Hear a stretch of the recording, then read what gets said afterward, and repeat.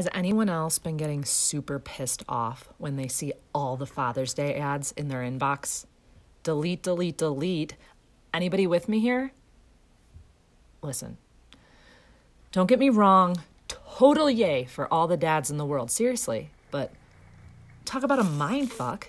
How do you design your dad a discount mug or buy him a screw gun if he isn't around? I mean, I'm lucky. Truly.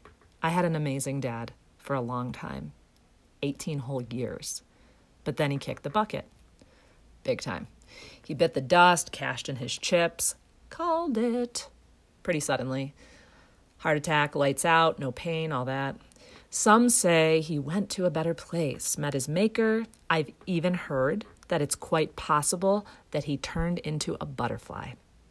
I don't know about all this. I just know that I have not seen him since 1999 on Earth in human form. But it's okay, really. And actually, the more I think about it, he didn't particularly like screw guns or cheesy mugs anyway.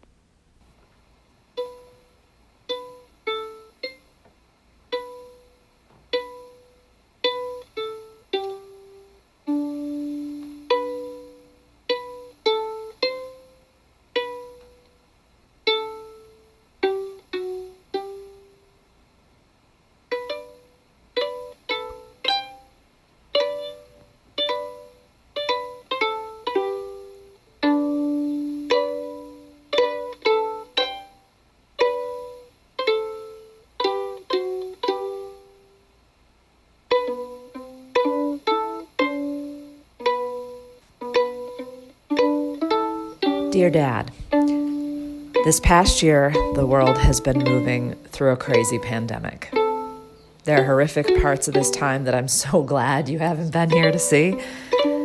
And then there have always been these moments, too, that you would have been so proud of. We were actually traveling when it started to shut down, so we decided to stay in Arizona off the grid with your brother's son, Kenny, about 2 miles from Mexico. Dirt floors, solar panels, light by candles. What we thought would be a few days turned into 3 months, and now we've moved here permanently. You would love it. This land, the cacti and mesquite, the smell of creosote, and the spring so lush without water that every drop is considered. It's just that things here seem to be more in touch. And the Fibonacci numbers you wrote about long ago are completely undeniable. It has really felt easier to find a quiet place to sit and spend the afternoon inspecting every rock like you always wanted me to do, to attend more fully to the symmetry of a relationship and each new moment. The world is shifting, Dad. I can feel it. And I can feel myself shifting along with it. But in this new place, I don't know, I sense you more. And then at other times, I fear I might forget you completely. Or maybe I'm afraid that you'll no longer recognize me.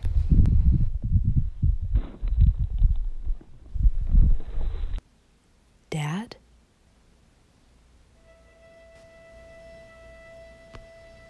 Will you play me a song?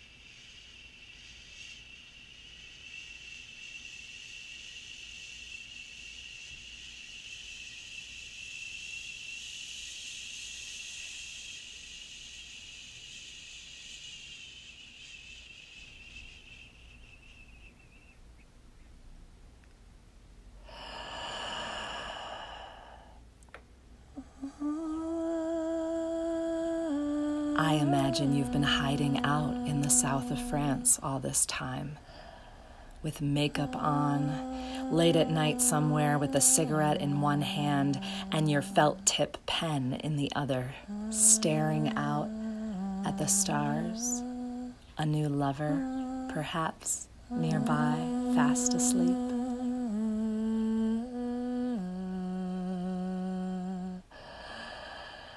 The last time I saw you, you tried to talk to me about everything, but I wouldn't budge.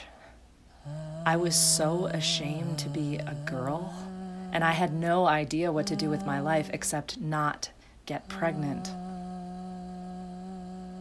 Now, I want to talk with you about everything.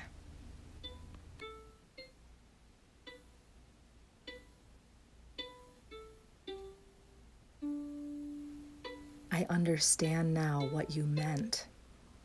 That life was to be lived as a fugue, every piece an overlapping variation, a collage without boxes or borders.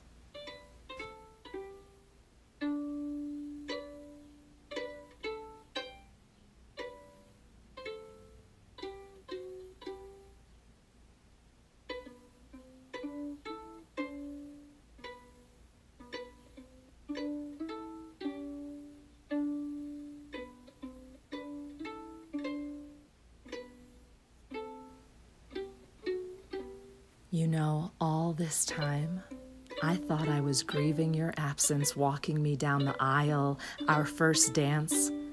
But it's not that at all. It's those confining conventions that always made my gut gristle.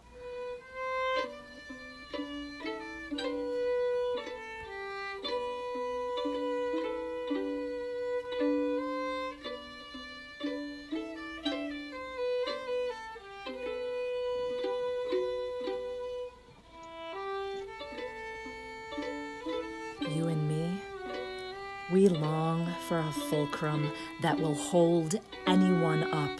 The way they turn, we nurture only the nature of their nature, the wild possibilities and contradictory Venn diagrams galore.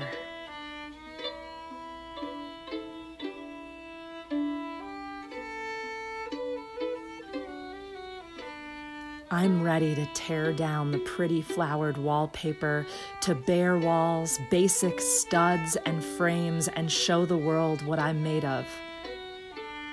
I am an evolution of you, and you of me, all circles.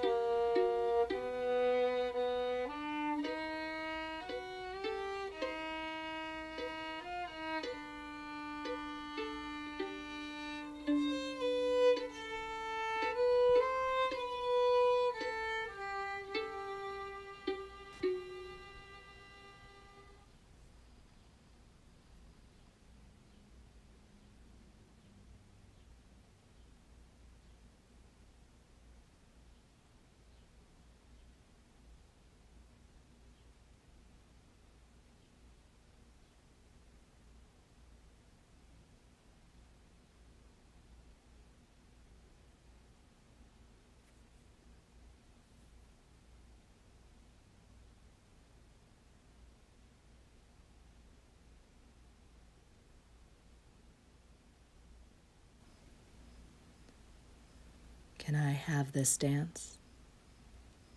As long as it never ends.